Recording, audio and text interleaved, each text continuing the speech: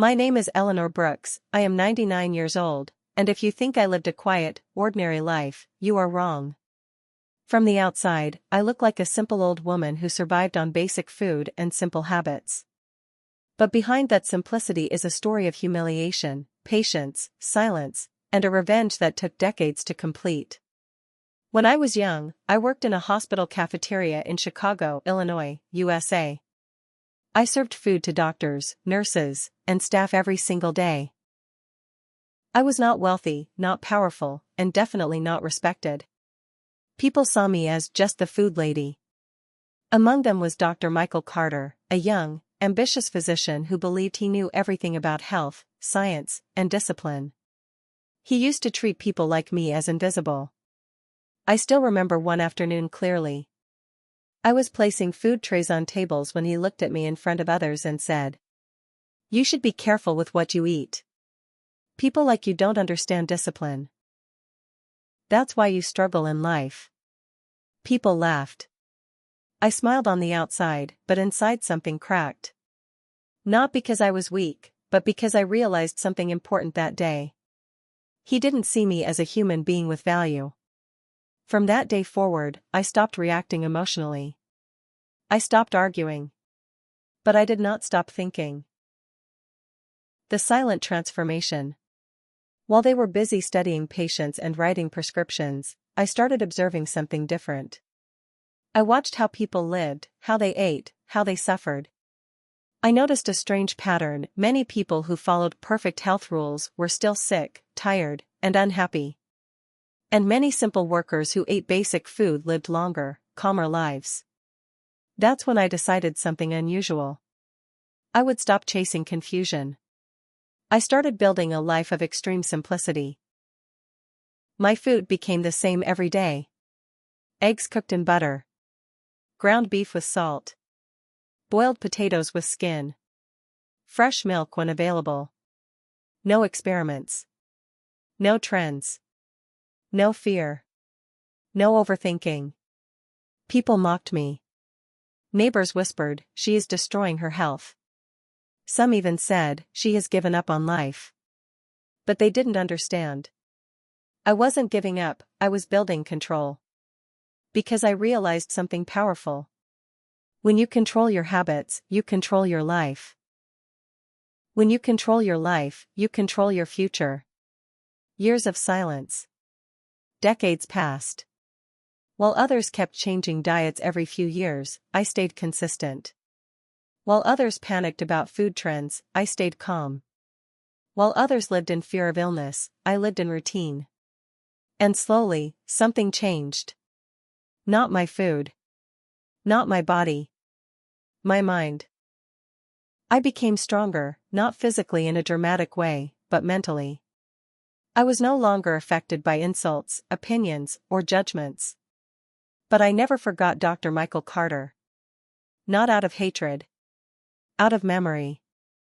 Because he represented something larger than one person, he represented every voice that looks down on people they think are less.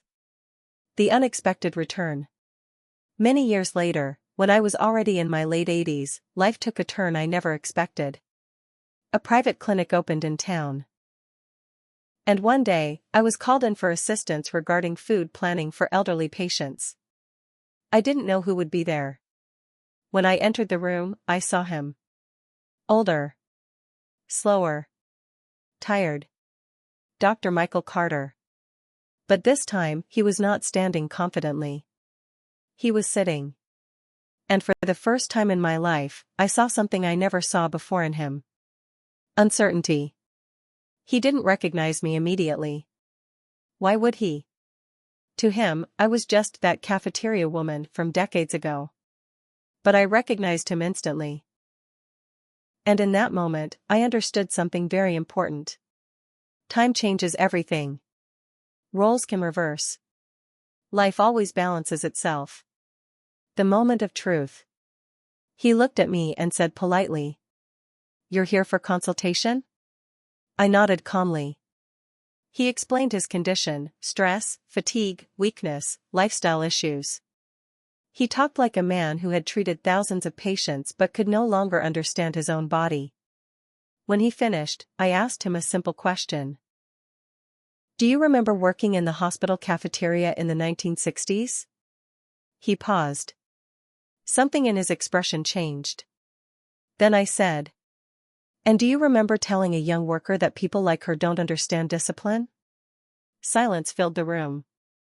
His face slowly turned pale as memory returned. For the first time, Dr. Michael Carter had no medical explanation, no chart, no answer. Only truth. The revenge that took years. I did not shout. I did not insult him. I did not humiliate him the way he once did to me. Instead, I spoke calmly. You studied health your whole life. But you never studied respect. You believed knowledge made you superior.